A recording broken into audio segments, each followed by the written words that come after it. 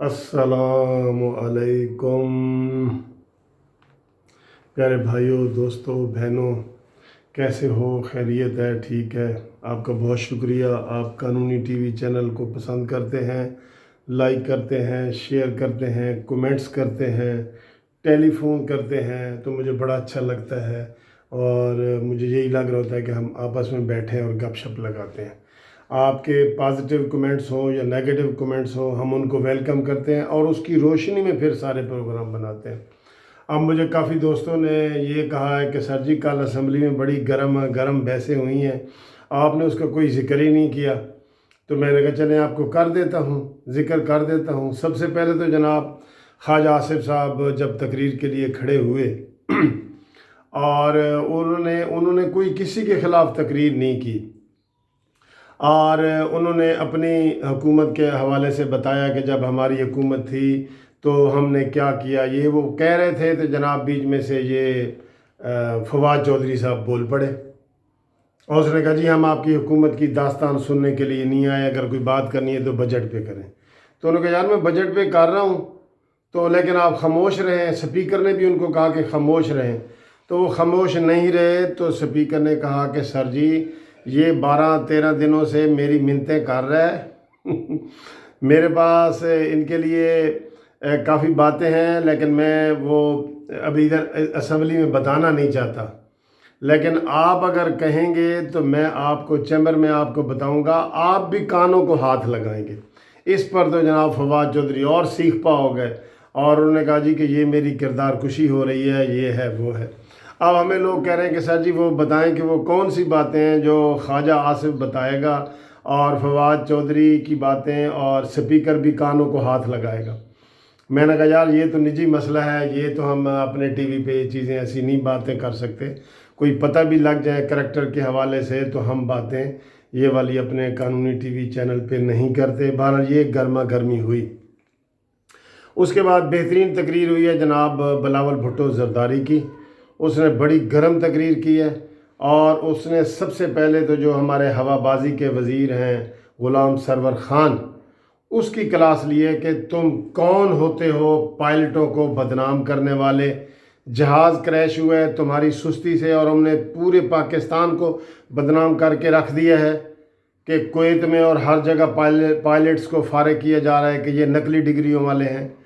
और बिलावल भुट्टो ने कहा कि सबसे पहले तो हैरत की बात यह है कि तुम खुद 7 साल एक मुकदमा जाली डिग्री का भुगत रहे हो। अपना हवाबाजी के वजीर को कहा कि अपना जाली डिग्री का कर रहे हो और सारी कौम को आपने जाली डिग्री के ऊपर लगा दिया, पायलटों को परेशान कर दिया, मुल्क की बदनामी कर दी है।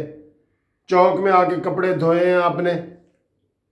इस पे फिर वो बड़े सीख पा हुए और सरवर खान ने कहा जी कि मैं तो सुप्रीम कोर्ट से क्लियर हो गया हूँ जाली डिग्री के केस में और मैंने वो 7 साल भुगता है, लेकिन मैं क्लियर हो गया हूँ।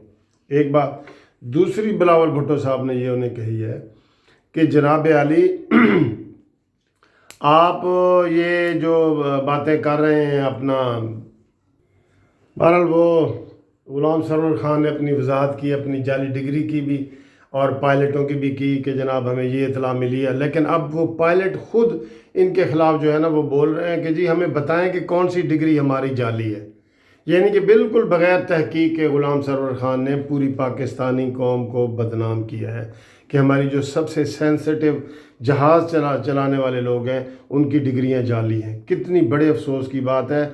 और अब वो पायलट आ रहे हैं अपना नाम ले लेके कि जी बताएं किसकी डिग्री जाली है। तो फिर बिलावल भुट्टो ने जनाब इमरान ख़ान की पूरी क्लास ली है, यकीन करो पूरी क्लास ली है। उनको यार इमरान ख़ान, एक तो तुम कहते हो कि जनाब मैंने नोटिस ले लिया है चीनी का। जो ही आप नोटिस लेते हैं तो चीनी 50 से 90 तक चली जाती है। फिर आपने कहा जी कि मैं नोटिस ले लिया मैंने आटे का, आटा 40 से 80 पे चला गया। फिर आप कहते हैं जी कि मैंने शुगर माफिया का नोटिस ले लिया, वो कहाँ पे चला गया। फिर आपने कहा जी मैंने पेट्रोल का नोटिस ले लिया। तो खुदा के लिए नोटिस ना लिया करें और करंटीना में चले जाएं, अपने आप को क्वारंटाइन कर लें, वहाँ बैठे नोटिस ना लें। जिस चीज़ का नोटिस लेते हैं वो ऊपर चली जाती है। बड़ी मज़े की बात थी उन्होंने। और फिर उन्होंने आखिर में कहा जी कि आप अपनी गलती मानें, ईवान से माफ़ी मांगें। कौन से माफ़ी मांगें कि मुझे हुकूमत चलानी नहीं आती, और इस्तीफ़ा दें।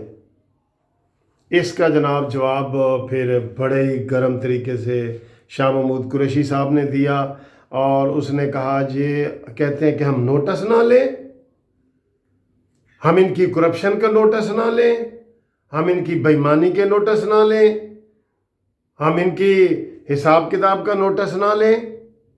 हम आए ही नोटिस लेने के लिए हैं, इमरान खान आया ही नोटिस लेने के लिए है, और तुम कहते हो इस्तीफ़ा दो, हम इस्तीफ़ा नहीं देंगे। जैसे बच्चे नहीं कहते मैं नहीं देना, उन्होंने कहा जी मैं इस्तीफ़ा नहीं देना। तो बहरहाल ये इस तरह की बातें हुई हैं दोस्तों। और कल इनफैक्ट मैं आपको सही बता रहा हूँ कि पीटीआई ने बजट मंजूर करवा लिया है, ये अपोजिशन के इत्तेहाद की ना वजह से, क्योंकि उनके 119 मेंबर आए थे, ठीक है, और हुकूमत के 160 आए थे। तो ये बज़ाहिर हुकूमत की नाकामी हुई है।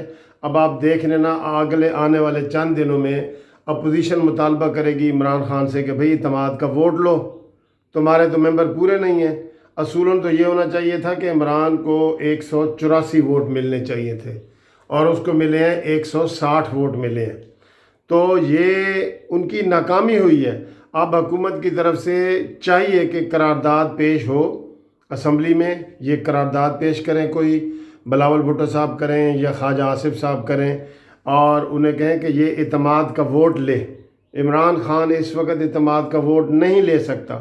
पूरी कोशिश के बावजूद, डिनर के बावजूद 160 आदमी आए हैं, ठीक है। तो ये गेम बड़ी दिलचस्प सूरत हाल में आ गई है।